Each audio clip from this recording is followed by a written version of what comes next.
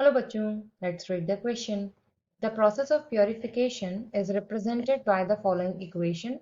Titanium, which is an impure form, when treated with 2 iodine, 2 times of iodine molecule at 250 degrees Celsius, it provides TiI4, that is tetraiodine molecule of titanium, and when it is heated with 1400 degrees Celsius, it will provide titanium in the pure form and 2I2 molecule. So the correct name of the process is A option is von Arkel method, B option is Poling, C option is zone refining and D option is cupellation process. इस question में यहाँ से हमारा की concept क्या कहता है, हमें यहाँ पर बताना है name of the method which is used for the refining of titanium metal. अब देखो यहाँ से अगर हम ए यानी कि फर्स्ट मेथड की बात करते हैं, दैट इज वॉन आर्कल मेथड। इस मेथड में क्या किया जाता है कि जो मेटल्स हैं, बेसिकली हम लोग यहाँ पर जिरकोनियम और टाइटेनियम मेटल की रिफाइनिंग करते हैं यहाँ पर। और अगर इनमें यहाँ ऑक्सीजन यानी कि ऑक्साइड्स और nitrides as a impurity present होते हैं, तो हम क्या करते हैं यहाँ पर ऐसे मेटल्स को इवैक्यूएटेड वेसल में आयोडीन की वेपर्स के साथ ट्रीट कराते हैं। तो आयोडीन के वेपर्स के साथ ट्रीट कराने पर जो मॉलिक्यूल्स हैं वहां पर ऑक्सीजन और नाइट्रोजन के, वो भी इससे रिएक्ट करके सेपरेट हो जाते हैं और जो टाइटेनियम है वो अपना एक आयोडीन का मॉलिक्यूल बन के अलग हो जाएगा। फिर हमने क्या करना है, इसको यहाँ पर जो टेट्रा आयोडीन मॉलिक्यूल था टाइटेनियम का, इसको हम एक्सट्रैक्ट कर लेंगे। और इसे जब हम वेरी हाई टेम्परेचर पर हीट करते हैं और यहाँ पर टाइटेनियम का टंगस्टन फिलामेंट के ऊपर जब इसका हीट किया जाता है, तो यहाँ पर हमको प्योर टाइटेनियम मेटल मिल जाता है। साथ में आयोडीन मॉलिक्यूल जो हमने यूज किया था वो एज इट इज हमको वापस मिल जाएगा। तो यहाँ से करेक्ट नेम हमको इस मेथड का आइडिया लग गया, वॉन आर्कल मेथड है। इसके अलावा जो बचे हुए मेथड्स हैं उन पर हम डिस्कस कर लेते हैं।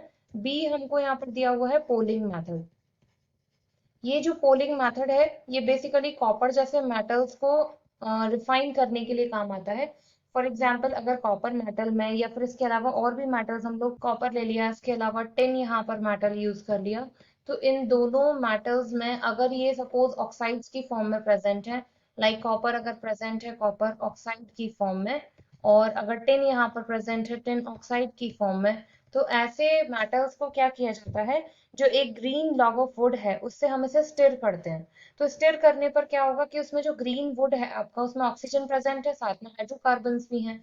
तो ये जो हाइड्रोकार्बन्स हैं ये यहाँ पर उस ऑक्सीजन से रिएक्ट करके CO2 बना लेंगे। और जब ये CO2 वहां से एस्केप करेगा, तो जो इम्प्योरिटीज थी वहां पर, जो वॉलेटाइल फॉर्म में थी, ऑक्सीडाइज्ड इम्प्योरिटीज थी, वो यहाँ से अलग होती जाती हैं और जो मेटल है वो यहाँ पर हमको प्योर प्योर फॉर्म में मिल जाता है। नेक्स्ट इसके बाद अगर हम बात करें, नेक्स्ट उसने हमको क्वेश्चन में दिया हुआ है जोन रिफाइनिंग मेथड। ये जो जोन रिफाइनिंग मेथड का प्रोसेस है ये इस कंसेप्ट पर वर्क करता है कि are more soluble in impurities are more soluble in molten state as compared to solid state. तो ऐसे में क्या किया जाता है कि जो इम्प्योर मेटल है उसको हम एक रॉड की फॉर्म में यहाँ पर बना लेते हैं और इनको, इस इम्प्योर रॉड को हम सर्कुलर हीटर्स के थ्रू हीट करते हैं। तो जिस जगह हीट किया जा रहा है वहां आपका मेटल्स और इम्प्योरिटीज मोल्टन फॉर्म में आ जाएंगी। इसके बाद हम क्या करेंगे, इन हीटर्स को हम राइट साइड शिफ्ट कर देते हैं। तो उससे क्या होगा कि अब राइट साइड शिफ्ट करने पर नेक्स्ट साइड का आपका मेटल वहां पर मोल्टन स्टेट में आना स्टार्ट कर देगा और जो प्रीवियस साइड था वो आपका सॉलिडिफाई होना स्टार्ट हो जाएगा। तो ऐसे में जो इम्प्योरिटीज थी वो सर्कुलर हीटर्स के साथ साथ फॉरवर्ड साइड शिफ्ट हो जाती हैं और लास्ट तक आते आते क्या होगा कि जब सारी इम्प्योरिटीज यहाँ कलेक्ट हो जाएंगी तो हम इसको कट करके अलग कर देते हैं। तो यहाँ पर जोन रिफाइनिंग का मेथड हो गया। इसके बाद लास्ट अगर हम बात करें, नेक्स्ट हमको दिया हुआ है कपलेशन प्रोसेस।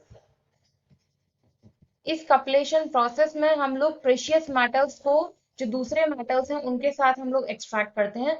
तो प्रेशियस मेटल्स लाइक अगर हम बात करें कि अगर हमने गोल्ड ले लिया या फिर वहां सिल्वर ले लिया या प्लैटिनम हो गया, ऐसे मेटल्स में इम्प्योरिटीज प्रेजेंट होती हैं। गोल्ड और सिल्वर जैसे मेटल्स में इम्प्योरिटीज प्रेजेंट होती हैं आपके लेड की, साथ में कॉपर की इम्प्योरिटीज भी हो सकती हैं, या फिर जिंक हो गया या आर्सेनिक हो गया। तो ऐसे मेटल्स को वेरी हाई टेम्परेचर पर हीट किया जाता है। तो हीट करने पर जो प्रेशियस मेटल्स हैं वो यहाँ से आपके लीस्ट रिएक्टिव फॉर्म में आ जाते हैं, या फिर हम ऐसा अज्यूम करते हैं कि ये यहाँ पर ऑक्सीडाइज नहीं होते, जबकि जो अदर मेटल्स हैं वो ऑक्सीडाइज हो जाते हैं और उससे एक्सट्रैक्ट कर लिए जाते हैं। तो यहाँ अगर हम बात करें, हमारा ए ऑप्शन हो जाएगा correct answer. I hope you understood well. Thank you.